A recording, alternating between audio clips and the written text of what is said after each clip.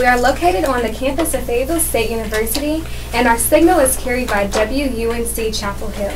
Today is April 17th, 2018, and your radio hosts today are Nathaniel Alston and Shelby Holloman.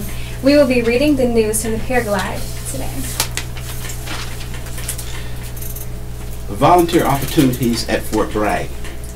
Towards the bottom of Time magazine top 10 commonly broken news New Year's resolution list is volunteering.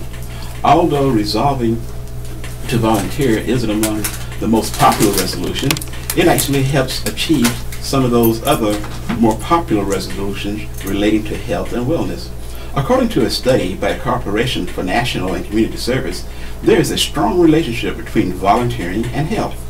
Those who volunteer have lower mortality rates, greater functional ability, and lower rates of depression later in life than those who do not volunteer.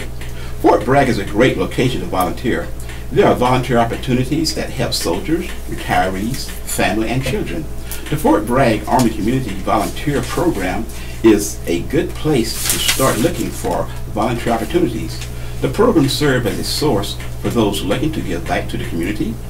People can log on to Army OneSource at www.myarmyyourresource.com to register, volunteer, and search volunteer opportunities at Fort Bragg.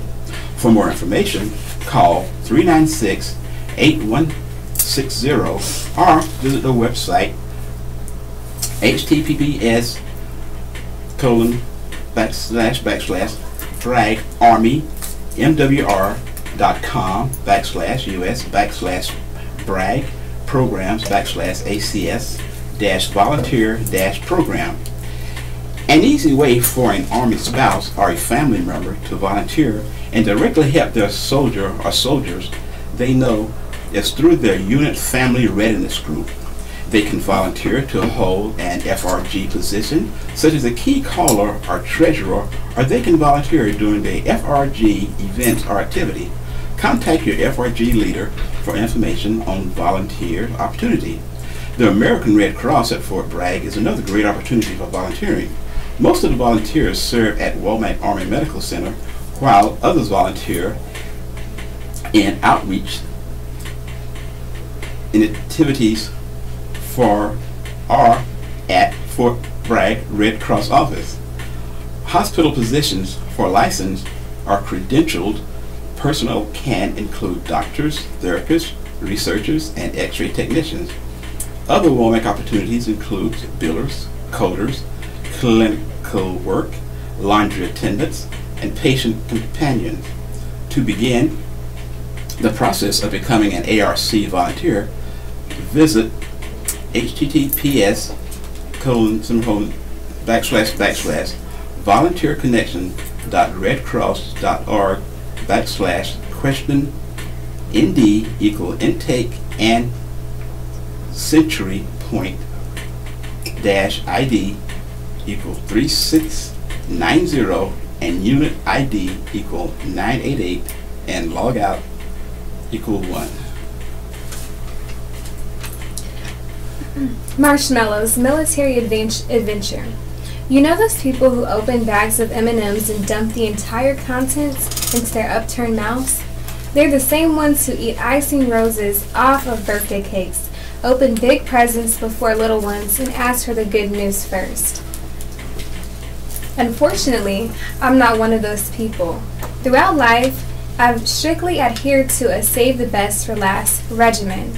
As a kid, I would squirrel away things, trinkets, treats, rewards, and ration them out to myself, slowly and methodically until the best was left to savor.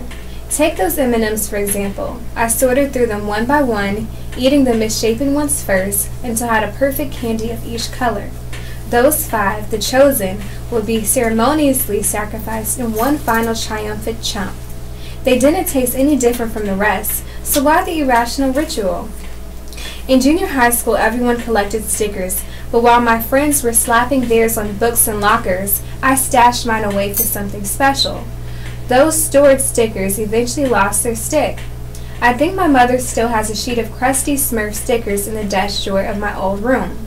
Every Easter, Valentine's Day, and Halloween, I would ration my candy, saving the best treats so long that they often got too stale to eat. Decades later, I'm still nibbling around Center of Cinnamon rolls and reading the most interesting magazine article last. Why? What has it ever gotten me but a rock-hard coconut egg and a shriveled Papa Smurf sticker? Has all my controlled frugality been for naught? I consulted an expert, Google, and found that best for last tendencies have been researched extensively. Scientists have studied delayed gratification, intuitive judgment, and peek-in bias to find out why some eat muffin tops first and others don't. In a 2011 University of Michigan experiment, students were given a series of chocolates to eat. With each candy, the experimenter said, "Here's your next chocolate." But when the experimenter said, "This is your last chocolate," the subjects tended to rate that last candy as their favorite regardless of the flavor. Finally, my M&M sorting ritual made sense. This experiment dovetails with peek-in bias, research by Nobel Prize winner Daniel Kahneman, which shows that people irrationally judge experiences by what happened last. For example, if a mediocre vacation ended with a fantastic night in a 5-star hotel, vacationers tend to remember the trip positively. Despite this illogical partiality for inexperiences, there are rational bases for saving the best for last. In the 1960s Stanford marshmallow experiments, 600 preschoolers were offered one marshmallow now or two 15 minutes later. The vast majority of subjects waited for the additional reward, proving that children understand delayed gratification. A follow-up study showed that the ability to delay gratification was linked to higher SAT scores and lower body mass indexes. Somehow, that correlation skipped over me. Finally, a 2013 Cornell study showed that the tendency to save the best for last fades with age. Apparently, younger adults have long-term visions that require saving for later, while older folks think, life is too short, eat dessert first. How does this apply to military families? Certainly, we must be frugal, always saving and planning for our ever-changing futures. Living in a life centered around serving one's country requires careful organization and responsibility. However, military life also offers the luxury to splurge on experiences.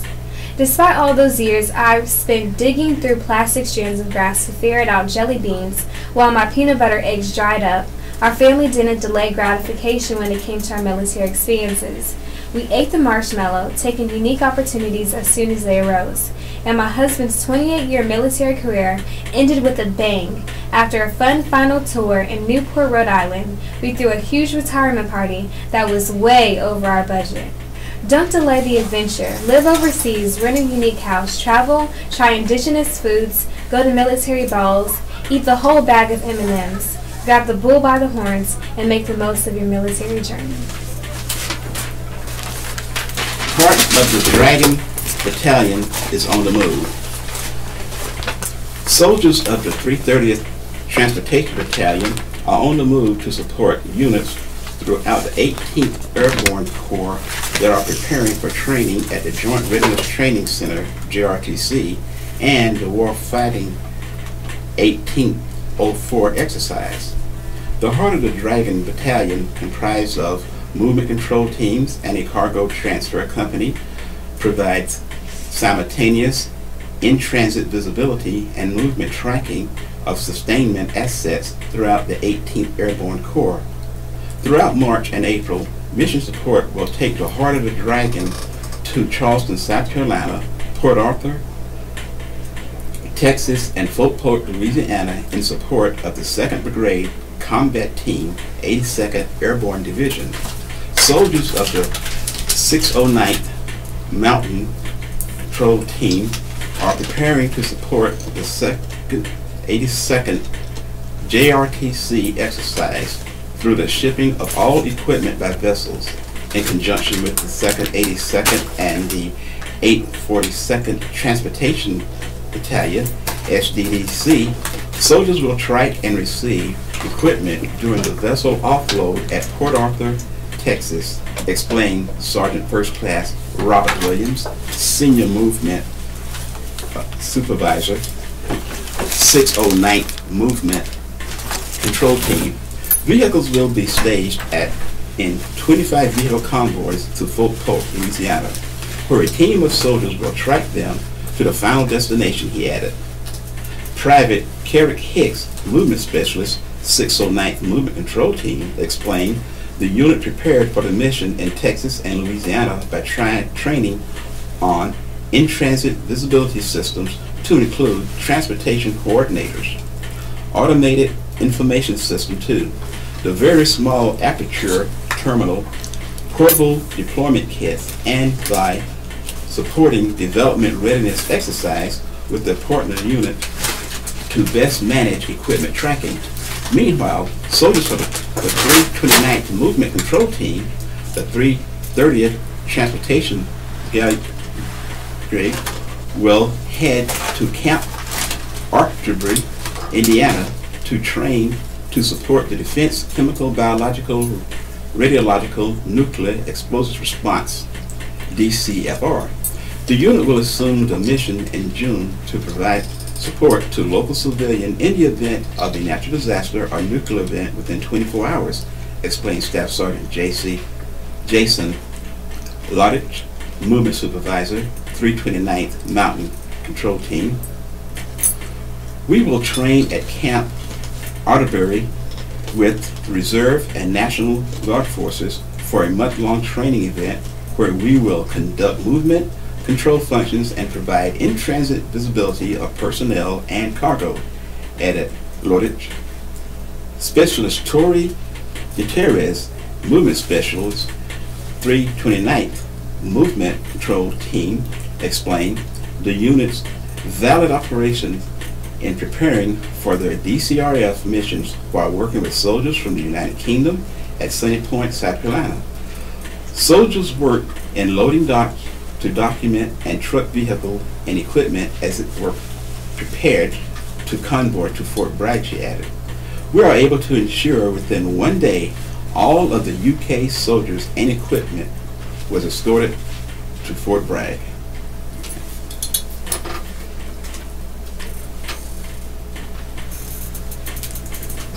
SFAB, BCTs work together to fulfill Army's mission. Washington. Preparing for high-end warfare against a peer adversary and growing partner capacity are two missions that require two distinct approaches, according to Brigadier General Brian Menz, Director of Force Management, G357. Menz spoke on these topics Friday at the Washington Institute for Near East Policy Forum, Rethinking Security Force Assistance in the Middle East. The National Defense Strategy lays out the importance of growing partner capacity through training, advice, and assistance to missions in Iraq, Afghanistan, and other parts of the world, Menz said. This priority laid the groundwork for the creation of Security Force Assistance Brigades, the first of which is now deployed in Afghanistan. The aim of creating SFABs is to free up other brigade combat teams for the high-end fight, Menz said. While training for the high-end fight in a BCT is essential, he emphasized that does not mean the mission being done by an SFAB is any less important. The SFAB selection process. Soldiers in the ranks of sergeant and above are encouraged to volunteer for duty in an SFAB, Menz said, adding that service in an SFAB will help make soldiers competitive for promotions. Menz said when filling SFAB units, the Army is looking for soldiers who are the best of the best, have successfully served in combat, are technically and tactically competent, and are self-actualized in their basic tasks. Candidates for SFAB must go before a selection board, he said, but even before they get to the board, they are screened by their chain of command to ensure they are suitable for the task. The screening process ensures soldiers are completely deployable and without discipline problems, he said. Additionally, soldiers must be rated in the top 75% of their evaluation reports, and they must be in the top 80% in physical fitness. Some of the other desired qualities are patience, empathy, and humility, men said. Those are attributes needed to bond with soldiers from other armies. Once selecting for an SFAB, soldiers can expect to go to Fort Benning, Georgia, where they will study at the newly created Military Advisor Training Academy. There they will learn some of the language and culture of the host nation, he said. They will learn negotiation skills as well. While the primary role of the SFAB is to do advise and assist work, a secondary role of what type of unit is to expand, if necessary, into a full-size brigade combat team. Should additional BCTs be needed to support armed conflict, men said, SFABs have been purposely structured to expand and fill that role. They would just need to be infilled with junior soldiers. The Army plans 4 more SFABs in the regular Army, plus 1 more in the Army National Guard, men said. Lastly, men said that the first SFAB, now deployed to Afghanistan for the first time, has been welcomed there by U.S. Central Command. He said he envisions other combatant commands will see the value of the first SFAB in Afghanistan, which will lay the groundwork for other successful SFAB deployments in other parts of the world. Thank you. Civil Affairs soldiers finish grueling course. After 100 years of civil affairs, soldiers at Fort Bragg wanted to do something big to mark the anniversary. At the same time, they wanted to show the world the high standards and toughness required of civil affairs soldiers. So last month, just a day after returning from a long field exercise, 5 cadres from the U.S. Army, John F. Kennedy, Special Warfare Center, and School, left Fort Bragg for White Sands Missile Range in New Mexico to complete in one of the most grueling endurance races in the nation. The team from the 3rd Battalion, 1st Special Warfare Training Group, took part in the battalion's Memorial Death March on March 25th, covering 26.2 miles of high desert, steep elevation climb and sandy terrain, all while carrying 35 pounds of supplies in their bag. The soldiers, Staff Sergeant First Class Sean Acosta, Bill Wyatt, Rasheen Hassel, Chase Duke, and Shane Smith, finished the course over 7 hours and 55 minutes, good for 8th place in the men's heavy division. Despite having not compete before, the soldiers jumped at the opportunity to represent civil affairs during their centennial, they said. They compete in part to bring awareness to civil affairs and in part to show the rest of the military the high standards they represent. With just 6 weeks to prepare, the soldiers said the challenge was daunting at times. I run marathons to compete, not to compete, just to complete, said Wynant. Running marathons and doing a battalion death march is way different. The miles are the same, he added. The pain is very different. It's just pure agony, Duke said of the soldiers' portion of the course. Wynant said his feet hurt throughout the course, laughing at the pain and part of what helped him push through. The team trained in their off time between preparing new civil affairs soldiers for the operations around the globe. We had a goal to finish in the top 10, said Acosta, the team leader. We knew we could be able to be competitive. Smith said there were times when the soldiers would want to complain, but they would be quickly silenced by the memory of what the march honors. The Bataan Memorial Death March is held in honor of the defenders of the Battalion Peninsula in the Philippines during World War II. Approximately 75,000 Americans and Filipino troops were forced to walk some 65 miles through the jungles by the Japanese captors during the war. Many were tortured or executed along the way, with thousands dying before being crammed into rail cars and eventually taken to prison camps.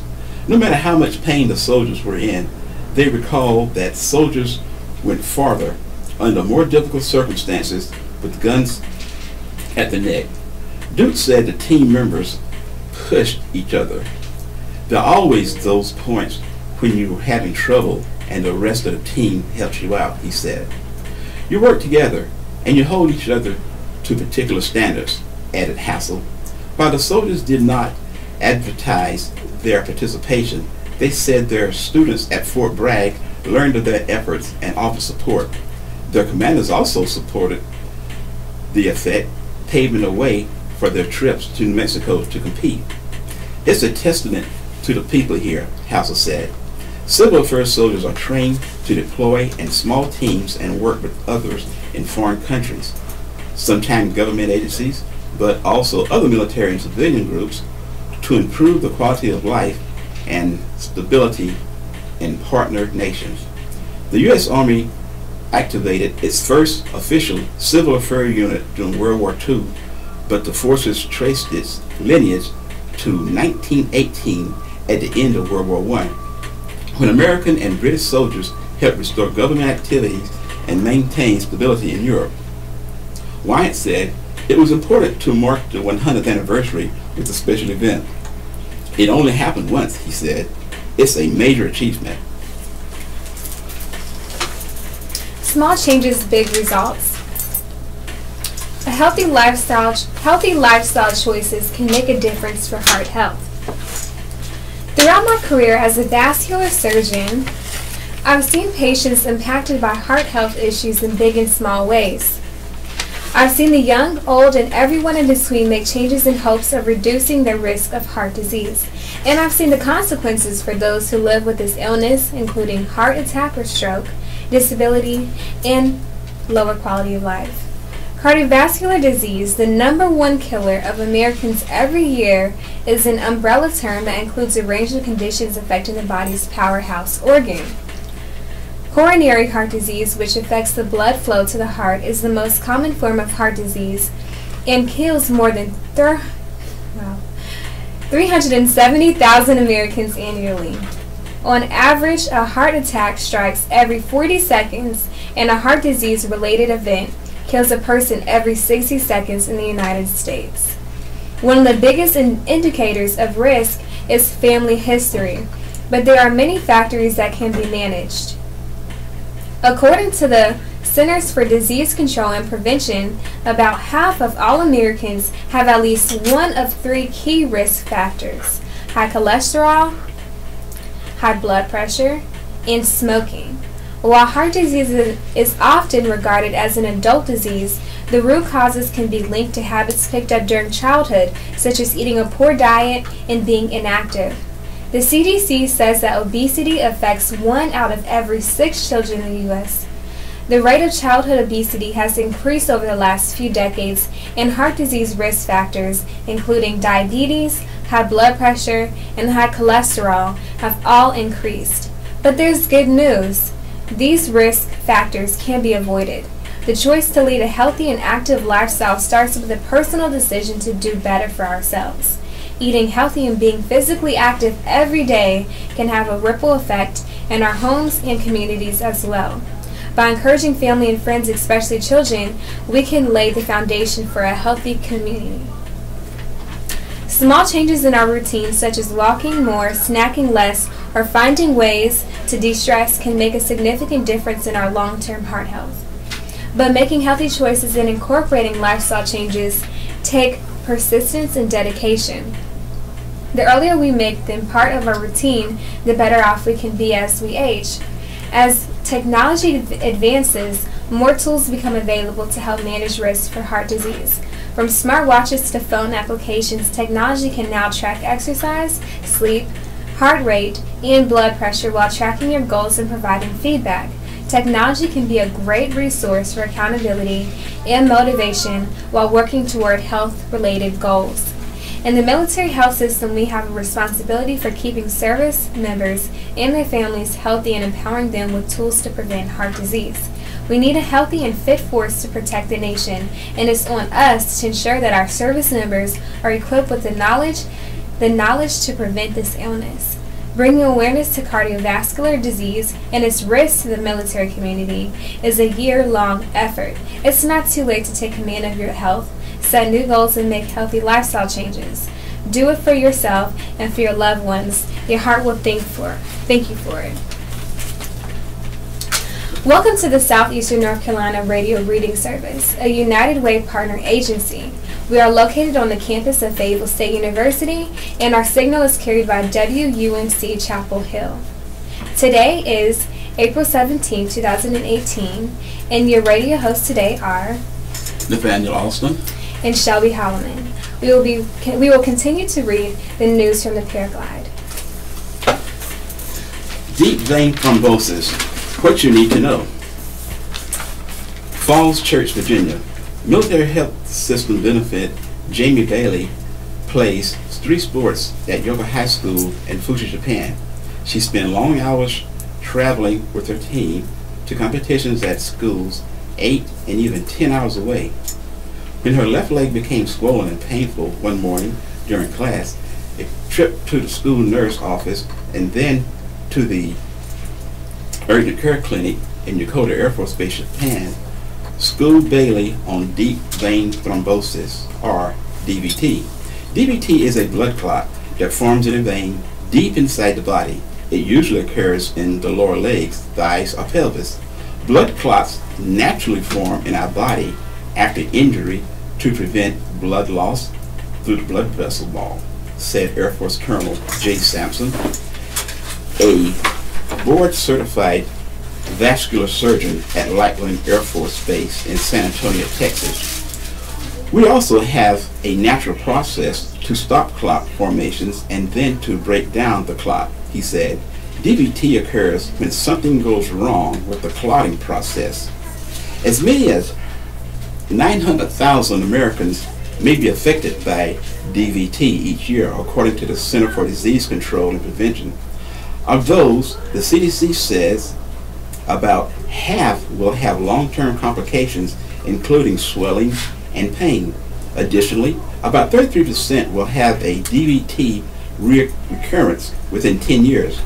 DVT is particularly dangerous if part of the clot breaks off and travels through the bloodstream to the lungs. This causes a pulmonary embolism, or PE, which prevents blood from reaching the lungs. According to the CDC, from 60,000 to 100,000 people die each year from PE. Numerous risk factors can help identify who might be at risk for DVT, Sampson said. But in the medical community, we tend to think of it as everybody's at risk. Risk factors include being obese, older, or confined to bed because of illness or disease, Sampson said. But even young and fit people can be at risk when they're immobile for a long period of time. ABC television journalist David Bloom was 39 when he died of PE in April 2003, covering the Iraq War. Bloom had spent long hours inside cramped armored vehicles. Pregnant women up to 6 weeks after birth and women who take oral contraceptives that include estrogen also have an increased risk of DVT. Sampson said, changes in hormone level and blood composition may affect the normal clotting process. Also, blood flows in the leg may be reduced because of the fetus pressing on the vein. Swelling and pain are 2 symptoms of DVT, but some people don't experience any symptoms at all, Sampson said. The signs and symptoms of PE include difficult breathing, chest pain, and coughing up blood. But sudden death, like Bloom's, is the first symptom in about 25% of people with PE, according to the CDC. Bailey went to Tripler Army Medical Center in Hawaii for treatment with Dad, James, a retired Naval Senior Chief Petty Officer, and Mom, Paya, a dependent of Defense Education Activity elementary school teacher. Jamie said, predisposed to getting DVT because she has May Thurner syndromes and the long period of immobility during bus rides were a contributing factor, said Dr. Brian Ching, an interventional radiologist at Tripler. May Thurner is a rare condition in which an artery compresses a vein in the pelvis. Bailey had minor surgery to remove the blood clot. A stent was inserted into the compressed vein to keep it open. She's now taking a blood thinner to reduce the risk of DVT reoccurring. A blood thinner prevents the clot from getting bigger, Sampson said. It also stabilizes the clot to reduce the risk of it traveling to the pulmonary artery. That's the pulmonary embolism we worry about. Bailey said she can't play soccer while she's taking blood thinner because any head trauma could cause bleeding in the brain. Otherwise, she resumed her normal activities. Her goal is to play basketball next year at Caminale University in Hawaii. I really appreciate the doctors and nurses who helped me get through that rough part of my life, she said. Sampson and other experts offer the following tips to reduce risk of DVT. Move around as soon as recommended after being confined to bed for surgery, illness, or injury. Stretch your legs every few hours during long periods of immobility, including during air travel. Wear loose-fitting clothing and perhaps even compressed socks, which prevent pooling of blood in legs. Seek medical help immediately for swelling and pain in the legs or arm. The next step would be an ultrasound test to diagnose, Sampson said. Soldiers support sexual assault victims at close line. When a rape occurs, it's almost like killing a significant part of the human being. Cumberland County Chief District Court Judge Robert J. Stale III said at the 525th Military Intelligence Brigade Clothesline Project, Shaping a Culture of Trust on Friday at the Lightning Memorial Field. Only in a homicide you are brought to the justice gate, but for rape victims they have to go on living days, months, and years never ever getting back to the point before that act, Steele said. The Close Project targets violence related to sexual orientation and victims who have died as a result of sexual violence. The words of survivors and their supporters are displayed on t-shirts that have created and pinned on a clothesline. The project is an event honoring the experiences of survivors of sexual assault, domestic violence, or child sexual abuse.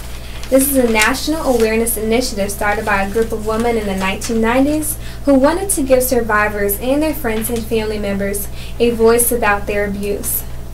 The purpose of the t-shirts is to send messages of support and encouragement to victims of sexual assault and to promote nonviolence.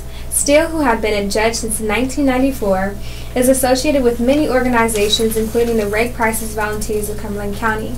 He spoke to the audience about the statistics of assault and rape, but also shed light on experiences he has seen as a judge. He talked about the impact that sexual assault can have on victims and the Army as a whole. Victims don't want your tears, they don't want your sympathy, they want your commitment and follow through and to do what they were promised when it happened, and that is that justice gets served, Steele said. April is Sexual Assault Awareness Month.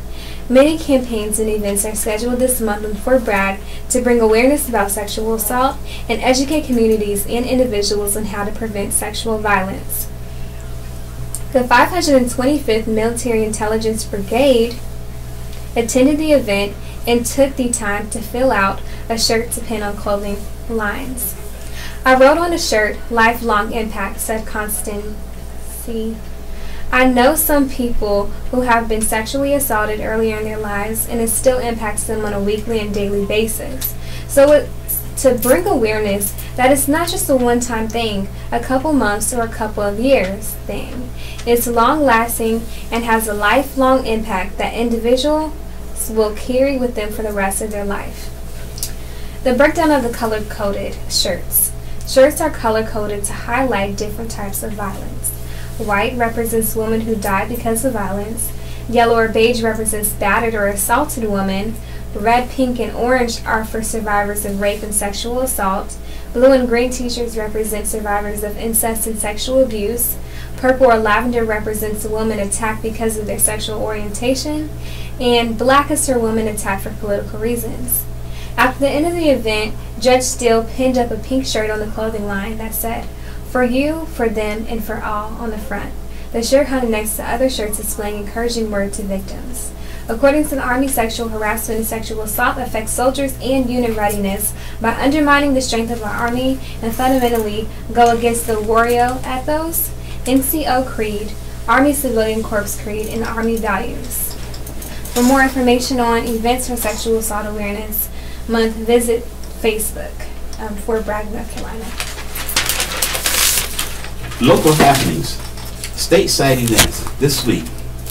Ghost of the Lost Colony.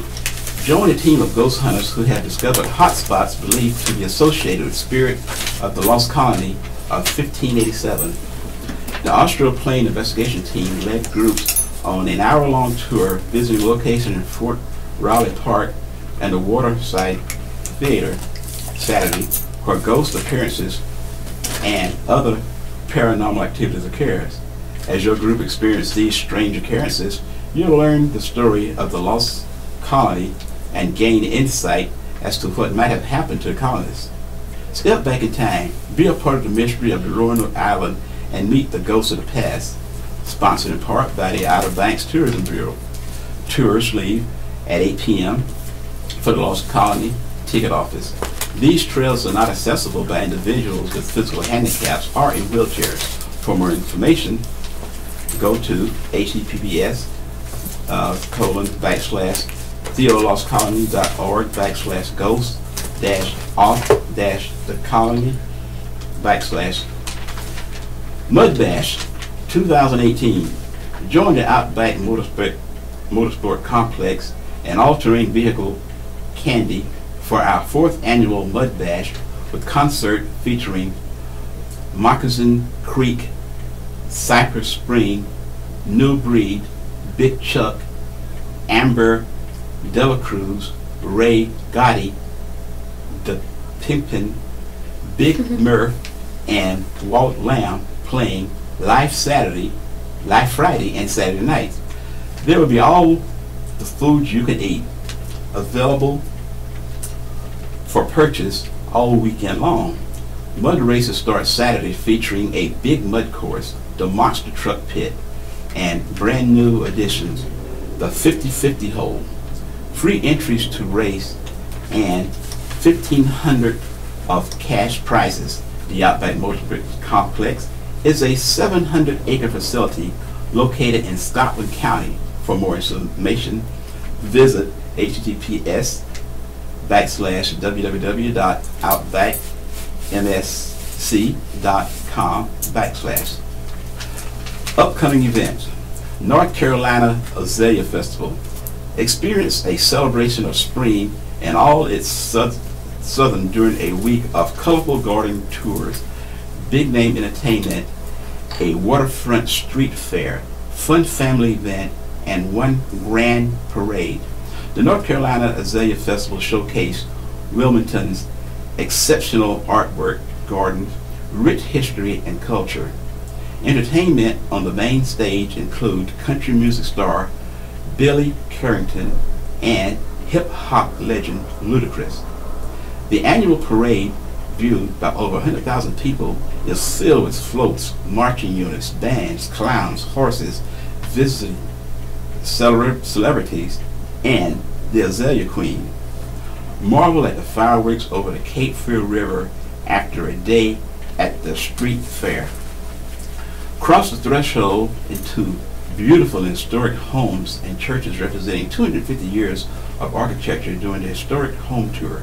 If you're looking for springtime pageantry, the North Carolina Azalea Festival is world-renowned, held Wednesday, April 15th. For more information, call 877-945-6386. Brick Universal Raleigh. The ultimate Lego fan experience will take over the Raleigh Convention Center, April 14th and 15th. Choose from Saturday or Sunday admissions and experience hands-on LEGO attractions and activities built to inspire, educate, and entertain. This fun, family-friendly event will have tons of amazing LEGO creations to gawk at, building zones to unleash your creative energy, guest speakers, and more in the LEGO Theater, and vendors selling their latest LEGO sets, mini figurines, and accessories. Tickets go fast, so book in advance. For more information, visit www.brickuniverse.com Raleigh. Pirate Fest. Swashbucklers of all ages will converge on the banks of the Tar River, a pirate's paradise located in uptown Greenville on April 13th and 14th. Returning for its 12th year, the festival will kick off Friday with a free concert, ton of costume pirates, street food vendors, and a carnival. On Saturday, the festival extends along Evans Street, taking over 8 city blocks, featuring the fine arts of sail, live music stages, BMX, beer and wine gardens, sword fighting, a pirate encampment, and much more. There will be plenty of practical happenings for the whole family. For more information, contact information, visit www.piratefestnc.com/. Fort Bragg Stories. Henderson brings Shakespeare to military children. Joseph Henderson was inspired to use his training as an actor and children's educator to help military children and their families. He and a team of instructors ran Shakespeare on Base, a free 2-week summer program teaching dancing, art, singing, and of course, Shakespeare. In 2011, the program served roughly 50 children at Fort Bragg ages 5 to 17. Those with deployed parents got first priority. At first, Henderson recalled, it was a challenge to get the children to relax and embrace their creativity. When they were able to let go and be free with their expression and to create, it was an enormous moment in those rooms, he said. It gave the parents a chance to see their children in a whole new light. Showcasing the performing arts in a military environment turned out to be, as he put it, a wonderful marriage of structure and creativity. But after Hurricane Matthew hit in 2016, Henderson got a call from the United Way of Cumberland County saying the equipment for the program, which was stored in the basement, had been destroyed by flooding. Keyboard sets and costumes are ruined. Despite the setback, Henderson hopes to continue the program and expand it. There are over 800 military bases, over 800 military bases across the world, he said. I think the very least we could do is 2 weeks of arts-enriched summer camps for kids who are on those bases. I would like to do it again. It's the very, very best I can do. Fort Bragg team sweep baton race. Teams from Fort Bragg swept the annual Baton Memorial Death March at White Sands, Missile Range, New Mexico. Men and women and co-ed teams presenting the nation's largest military installation each placed first in their respective division following the March 25th race. The march required each member of the team to carry 35 pounds while traversing a grueling 26.2 course over high desert. Fort Bragg men heavy team finished the course in a little more than 6 hours and 20 minutes, besting the second place finish by 9 minutes. Fort Bragg's women heavy team finished the course in a little more than 7 hours and 39 minutes, besting the second place finishers by 2.5 hours. And the co-ed heavy team from the 3rd Brigade Combat Team, 82nd Airborne Division, finished in 6 hours and 19 minutes, besting the second place finishers by 7 minutes. Other Fort Bragg teams competed while representing the 3rd Special Force Group and the 3rd Battalion, 1st Specialist Warfare Training Group. Each team includes 5 competitors. The Fort Bragg's men and women's teams were selected following time trials at Smith Lake earlier this year, hosted by the Installation Directorate of Family, Morale, Welfare, and Recreation. Captain William L. Limix of U.S. Army Special Operations Command and Major Erica L. Chaboka of the 261st Multifunction Medical Battalion, 41st Medical, contained 2 teams.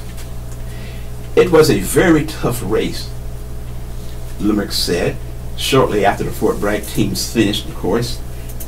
It is quite the experience, physically and emotionally. He had competed during 2 past marches, but Chaboka said this was her first. She said she was intrigued by how difficult and challenging the events could be. Members of the team encouraged each other during the difficult course, which featured steep climbs and difficult sandy path. There is a wide range of personalities, and we push each other, Chaboka said. Limix said the event is one of the most challenging marathon length courses available, with good reason. The battalion memorial death march includes more than 8,000 registered runners and was held in honor of defenders of the Bataan Peninsula in the Philippines during World War II. Approximately 75,000 American and Filipino troops were forced to walk 65 miles through the jungles by their Japanese captors during the war. Many were tortured or executed along the way, with thousands dying before being crammed on rail cars and eventually taken to prison camps. This is a living memorial, Chaboka said. I'm honored to have participated.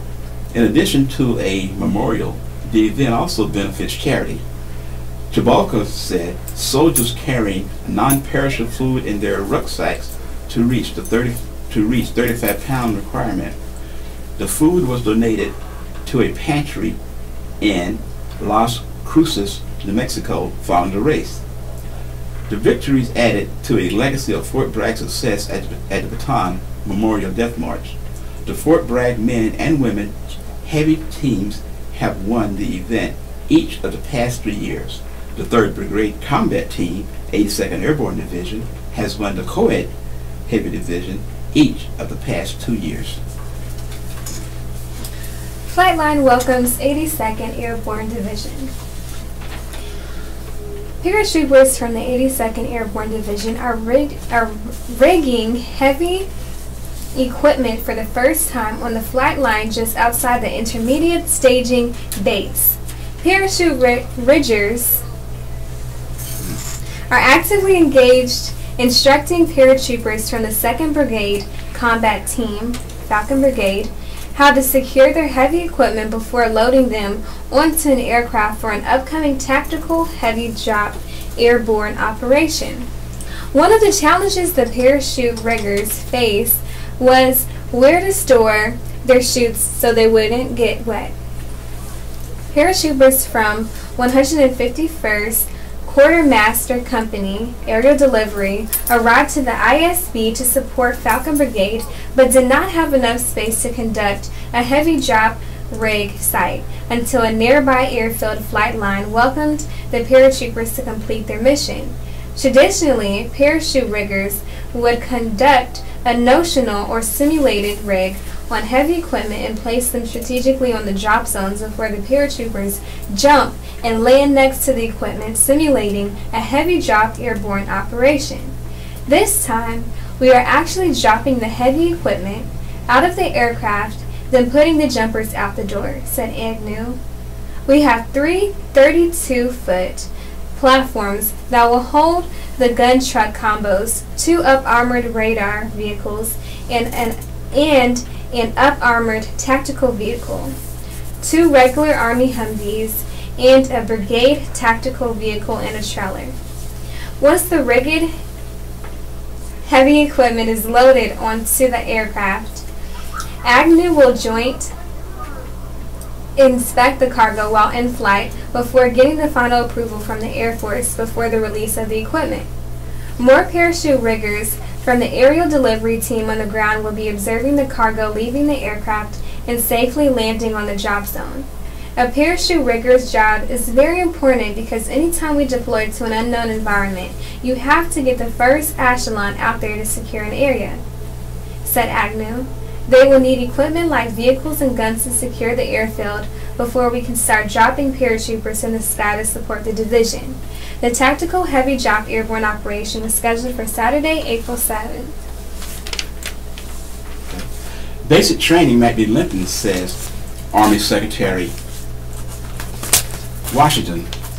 The Army wants soldiers to complete basic combat training, and advanced individual training to be ready to deploy on day one once they reach their unit, said Secretary of the Army Dr. Mark T. Esper. As such, the Army is considering lengthening training so that new soldiers are better indoctrinated into Army culture and values, are physically fit, and technically and tactically more proficient, he said. Esper spoke of the Army's future vision at an Association of U.S. Army luncheon April 3rd. Regarding the fitness aspect, Esper noted that the increase in soldiers' childhood obesity makes it a challenge to find recruits who can meet the Army's physical fitness standards. In order to increase fitness for combat and reduce injuries, the Army is moving to introduce a new physical fitness regime that correlates more closely with the rigors of combat. About a week ago, the Secretary said he worked out with soldiers at Fort Drum, New York, who were using this type of combat fitness training. He said he was impressed and would like to see that type of training adopted Army-wide. Partly due to fitness issues, only 29% of America's youth are eligible to serve, and only 4% of the population are both eligible and have the proclivity to serve, he said. The low percentage of proclivity to serve is due in large measure to lack of family or friend role models, such as uncles or grandparents who are veterans, he said. He noted that another factor is myth about people in uniform not functioning well in society after their transition. In order to reach out to youth and their parents, he said the Army will take a more proactive approach to recruiting and marketing. Hiring reforms. Esper spoke about a number of other topics during a question and answer period. The civilian hiring process needs to be vastly improved, he said. On the soldiers' side, the Army is moving to a talent management system in which military occupation specialists and assignments are predicated on knowledge, skills, attributes, and performance to better marry up the needs of the Army with the individual. On the civilian side, he said, it now takes an average of 140 days to hire someone, discouraging many from serving. He said he'd like to get that down to just a few weeks. Service reforms. SB said soldiers are making permanent changes of station moves too frequently, and he'd like to slow the pace. Slowing the pace, he said, would give more time for soldiers to form unit cohesion. It would also give spouses more time for their careers and be less disruptive for their kids in school. Regarding required online training, SB said, there's just too much. He wants non-commissioned officers to do more of the training face-to-face with their troops. The Army NCO Corps is the best in the world, bar none, he said. SB also wants NCOs to be with their troops after hours and on weekends in barracks to coach and mentor them to keep them out of trouble. Okay. Reunited, Korean vets remain identified, returned. Every place we would go that there was a crowd, my mom was always looking for somebody, said Roseanne Stone Street. That's what she did her whole life. She just looked for my dad. Just before the start of the Korean War, Sergeant First Class Finley Davis and his family were preparing for a big move. Davis asked that his wife Violet and daughter Roseanne, now Roseanne Stone Street, pack the house for relocation to Washington. Not long after packing began, he called again to say the move would not be happening. Roseanne was 12 when Davis deployed. She remembers the last thing they did together, a trip to see the movie Flamingo Road, starring Joan Crawford, and she remembers the walks he would take her on. Davis attached to Company D, 2nd Engineer Combat Battalion, 2nd Infantry Division, was sent to Korea. As of December 1, 1950, Davis was documented as missing in action. He was presumed captured during a general withdrawal issued by Far East Command on November 29, 1950. The orders issued in response to the Cheongshan River battle began the evening of November 25, 1950. 2nd ECB by circumstance became the rear guard during the withdrawal. Continuous attacks by the Chinese People's Volunteer Force cut the column of retreating troops into isolated groups, and this was when Davis was captured. In mid-January 1951, Davis moved to a prisoner of war camp at Paiketong Camp 5. It is there he believed to have perished from exhaustion, dysentery, and malnutrition. He was posthumously promoted to Master Sergeant. The repatriation of all casualties, their remains, and POWs in 1954 was called Operation Glory. During it, the remains of more than 4,200 individuals, just under 2,000 of which were determined to be American. Davis' remains were not found nor identified from the remains returned during Operation Glory and were determined unrecoverable in 1956. This concludes our reading of the Paraglide. Your radio hosts have been Nathaniel Alston and Shelby Holloman. At 7 p.m. you can hear a replay of the Southern Pines pilot. Additionally, you will hear a rebroadcast of the Paraglide on Saturday at 1 p.m. We will now join the Raleigh Network for additional news of interest. Thank you for tuning us in. We've enjoyed being with you this morning. Have a wonderful day. Oh, no.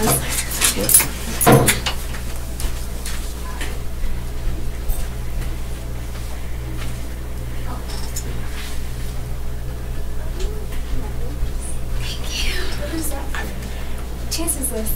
Oh, okay. Yeah. Thank you. What did you do? Oh, your interview?